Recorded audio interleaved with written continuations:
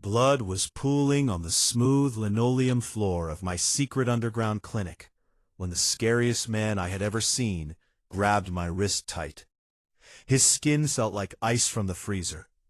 His eyes were a bright, scary red color that no normal person has. I carefully stitched him back together and hoped with all my heart that I would never see him again. But only 12 hours later, his strong men kicked my door down hard. Dr. Clara Bennett knew a lot about fixing gunshot wounds, deep knife cuts, and the scared faces of people who were too poor to go to a regular hospital.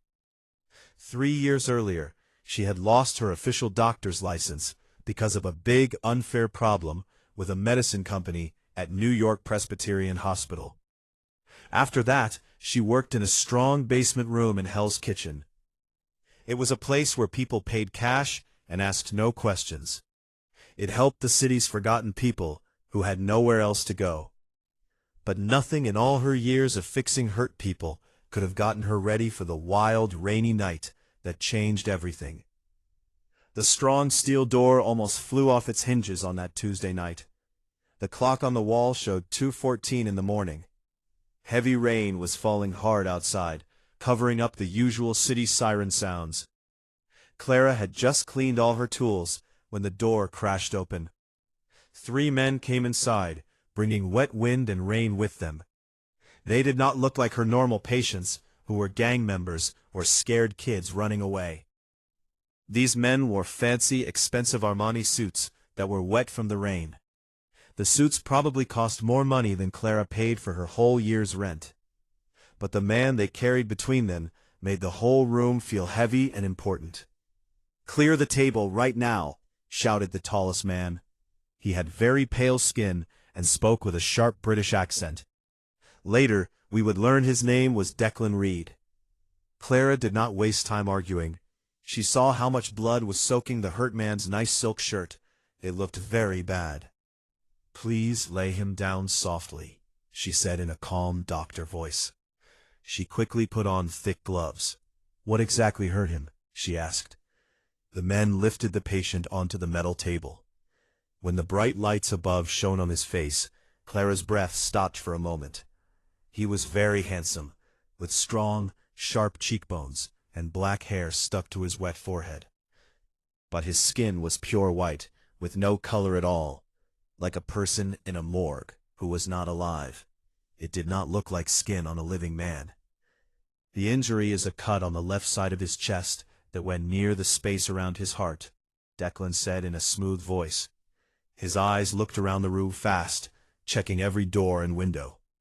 "You will fix him completely, and then you will forget what his face looks like," Declan warned. "If you do not do both of these things, you will not be alive to see the sun come up in the morning." Clara paid no attention to the scary threat. She picked up special scissors for emergencies and cut off the torn silk shirt. What she saw next made her smart doctor brain stop working for a second. This was not a normal knife cut or bullet hole. It was a messy, terrible rip that looked like it came from a big animal claw. Even worse, the edges of the cut were making a hissing sound and bubbling like they were burning. A bad smell like lightning and hot metal filled the quiet room. The skin and muscle were dying right in front of her eyes. "What in the world is this?" Clara said quietly, while reaching for clean salt water to wash the wound. "Do not let the wound touch your bare skin," Declan said quickly and stepped closer. "It has a special man-made chemical that burns very badly. Wash it out, cut away the dead parts, and sew the muscle back together."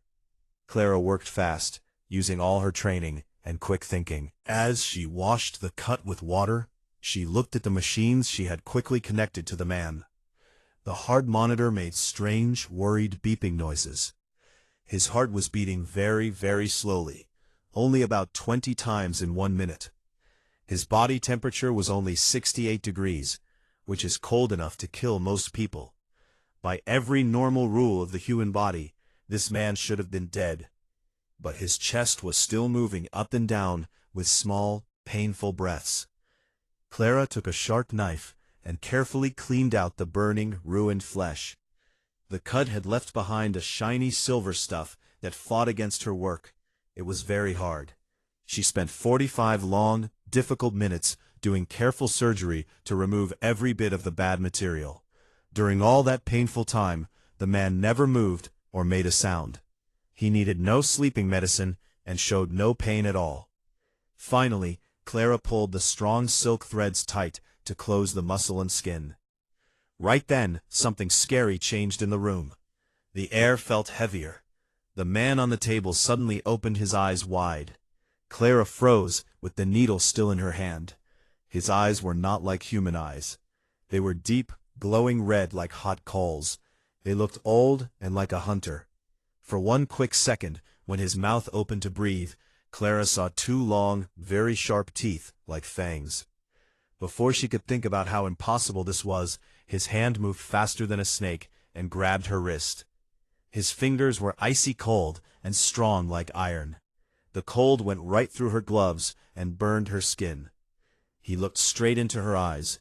His red stare felt heavy on her chest, like it was learning every small detail about her face. He did not say any words, but the look was so strong it felt like real pressure. Then his eyes closed again, and he fell back into deep sleep.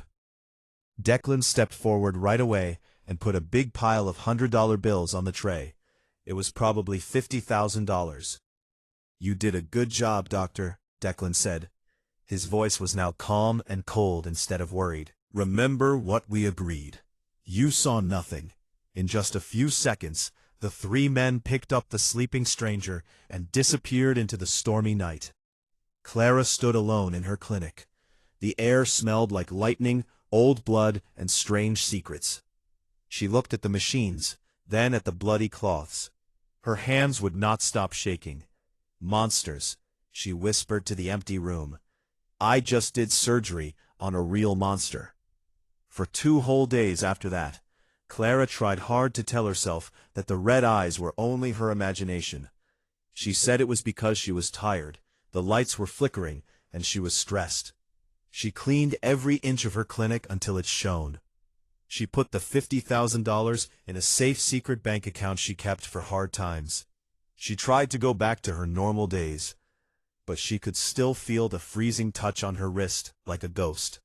On Thursday evening, Clara was locking the strong bolts on her clinic door. She was ready to walk to her small apartment in Queens. When she turned around, the dark, narrow alley was completely blocked. 3 shiny black cars were waiting quietly in the rain, with their engines running. Before Clara could grab the pepper spray she always carried in her pocket, 4 men stepped out from the shadows. They moved together in a smooth, scary way that normal bodyguards could not copy. Declan was leading them. He looked perfect in his clean clothes and held a nice black umbrella. "Dr. Bennett," Declan said. His voice bounced off the wet walls. "I am sorry this visit is so sudden, but my boss is awake now. He has asked for something very special." Clara stepped back until her back touched her strong door. Her heart was beating very fast. "I do not make visits to people's houses," she said. "We finished our business." "I kept quiet, like I promised." Declan gave a polite smile that had no real feeling in it. "I am sorry, Doctor, but this is not something you can say no to." He gave an order to his men. "Bring the woman. We do not disobey the king." "The king?" Clara thought in surprise. Before she could shout for help, one big man was already behind her. He pressed a cold, wet cloth over her nose and mouth. It smelled like strong medicine. She kicked and scratched as hard as she could, but the man felt as hard as a stone statue. Everything went dark very fast. When Clara woke up, she was not in the dirty part of Hell's Kitchen anymore. She was sitting on a soft, expensive velvet couch in a huge, modern top-floor apartment. Big windows showed a beautiful view of all the tall buildings in Manhattan. It felt like being at the very top of the city. A warm fire was burning in a big black stone fireplace. "I am sorry for the rough way you were brought here," a deep, smooth voice said from the dark area near the window. "My men do not always understand gentle ways." Clara sat up fast. Her head felt a little dizzy from the medicine. She jumped to her feet and put the couch between herself and the voice. The man who stepped out of the shadows was her patient from that rainy night. He looked completely different now. There was no blood or weakness. He wore a perfect gray suit that fit his strong shoulders well. His black hair was neatly combed. His skin was still very pale, but now it had a powerful, alive look. His eyes were dark black now, not glowing red. They seemed to pull in all the light around them. "Who are you?" Clara asked, trying to make her voice sound strong, even though her hands were shaking. "What is happening here?" "My name is Alistair Croft," he said while walking slowly toward her. His feet made no sound at all on the floor. "And you, Dr. Clara Bennett, know a very dangerous secret. You not only saw what I really am, but you also stopped a poison that was made to turn my special blood into nothing." Clara swallowed with difficulty. "I am only a doctor. I fixed a bad wound. Now please let me go home, or I will—" "Or you will do what?" Alistair asked, with a small, dark smile. He moved so fast she could not see it with her eyes. Suddenly he was standing right in front of her, very close. She could feel the cold coming from his body, but she could also smell a nice light scent of bergamot and good wood on his clothes. "You cannot tell the police, Clara," he said quietly. "They do not make rules for people like me. I am the leader of a secret group that has controlled parts of this city for 300 years. The weapon they used on me 2 nights ago had special fake sunlight and silver in it. Someone inside my group tried to take my place." "Why should I care about your problems?" Clara said bravely. Alistair's eyes became darker. He leaned even closer. "Because that poison is very dangerous to humans too. If a normal person touches it or even breathes the smoke, their lungs fill with fluid and they die quickly. But you leaned right over my bleeding chest. You breathed the smoke and touched the poison with almost no protection." Clara thought like a doctor. "I had on nitrile gloves. "Those gloves melt when they touch this poison," Alistair said softly. He gently touched the edge of her wrist with his cold fingers, right where he had grabbed her before. "I saw the gloves disappear into your skin. I saw the poison touch you directly. Yet you are still here, breathing normally with a strong heartbeat." Clara pulled her arm back. After they left, she had seen burns on her wrists, but they healed very fast. She had thought it was nothing serious. Alistair walked to a nice wooden desk and picked up a thick folder. He dropped it on the table. "Your blood is very special, Dr. Bennett. It is called golden blood, the rarest type. But there is even more. A change in your genes makes an enzyme that stops the poison that kills my kind." Clara looked at the papers. They were her own medical records. "You stole my private information," she said. "I own the hospital that took your license away," Alistair answered easily. "I know all about you. I know you took blame for other people. I know you work in the dark to help those the world forgot. Right now, you are the most important person in my world." "Important person?" Clara repeated angrily. "I am not a tool for your fighting." Alistair turned around. For a moment his dark eyes flashed red. Power came off him like heat from a fire. Scary, but also exciting. "The group that tried to kill me knows I lived. They know someone helped me. Soon they will find your small clinic. They will not talk. They will hurt you badly." Clara's breath caught. She thought about her safe basement place that she built herself. "I did not bring you here to keep you as a prisoner," Alistair said gently. He stepped close again and lifted her chin so she had to look into his old, powerful eyes. "I brought you here because you are mine now. You saved the king with your blood. The king protects what belongs to him. From today, our lives are connected. Welcome to the hidden world, Doctor." For the next 3 weeks, Clara lived on the top 3 floors of the tall Croft building. Alistair did not put her in a locked room. Instead, he gave her a beautiful space with the best blood-testing machines that any scientist would love.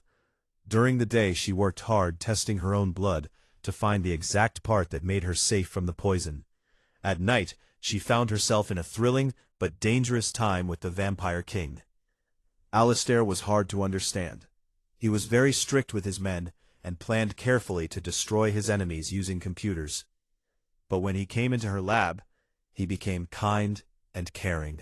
He brought her old medical books, nice music records, and once even her favorite coffee drink from a small shop she had mentioned missing. "You are working too much, Doctor," Alistair said softly one evening. He appeared behind her chair without any sound. Clara jumped and almost dropped her tool. "Do you always have to sneak up like that? Just make a small noise next time." Alistair laughed in a low way that made her feel a shiver. He looked over her shoulder at the computer screen. His cold fingers lightly touched her shoulder as he read the numbers. "I have found the special enzyme," Clara told him.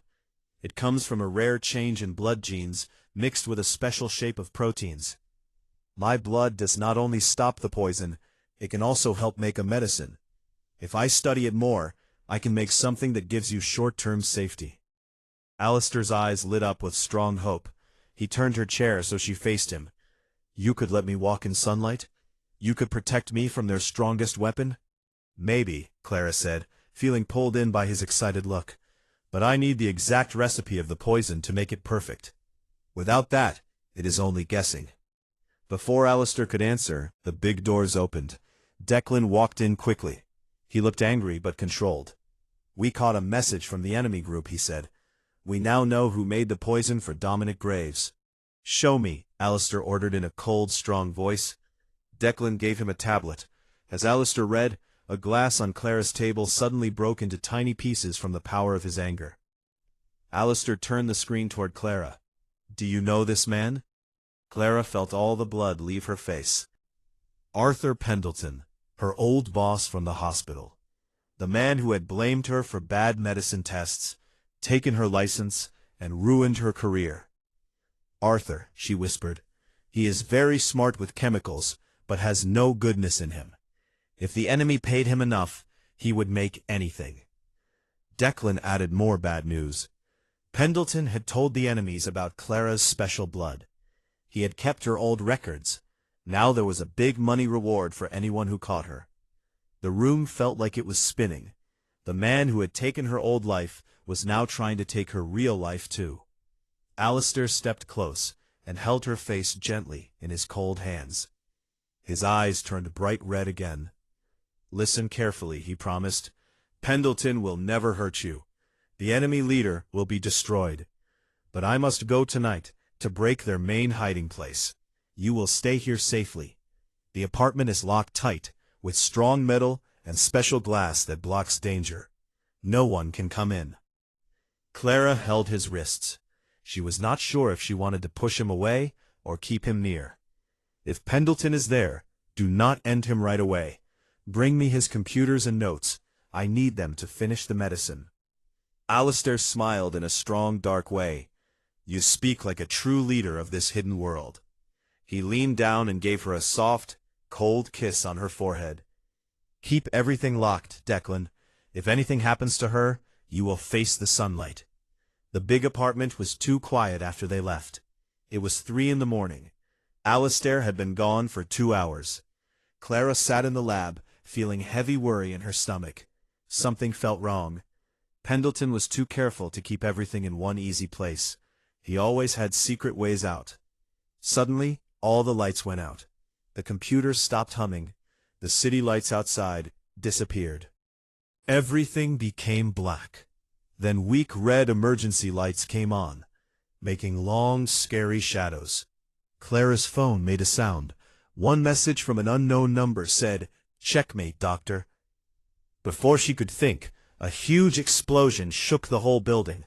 The strong doors held, but the special glass in the hallway broke inward with a loud crash.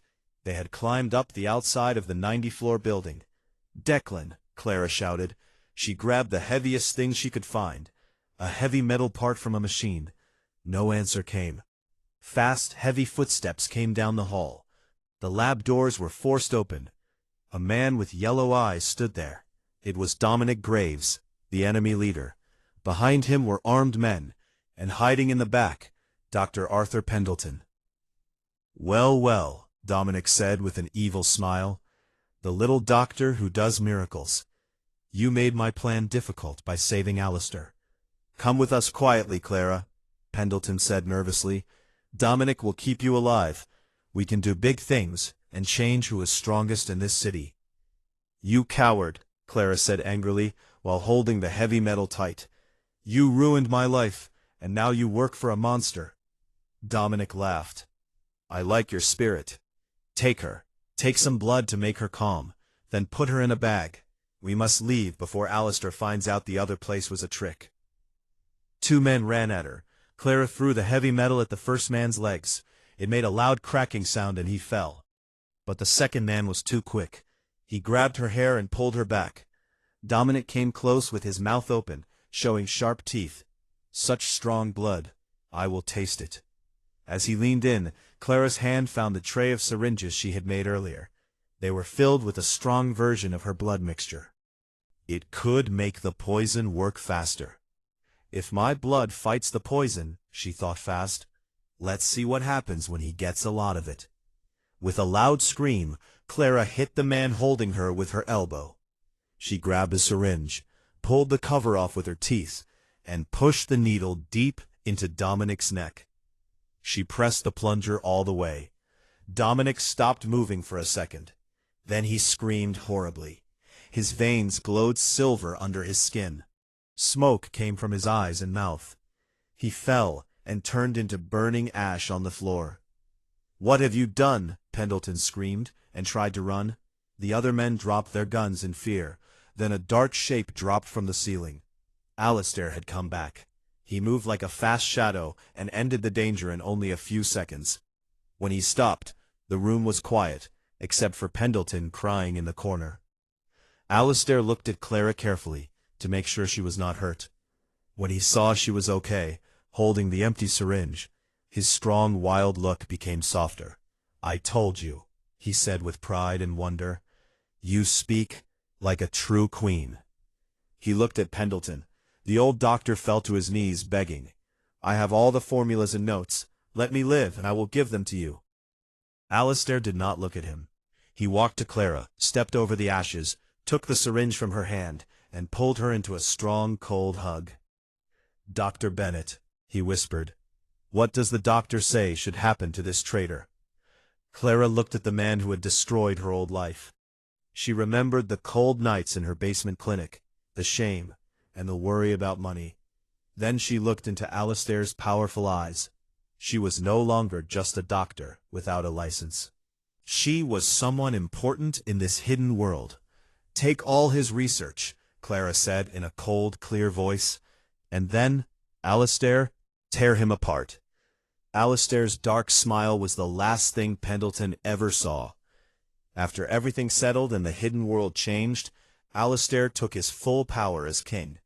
But he did not stand alone.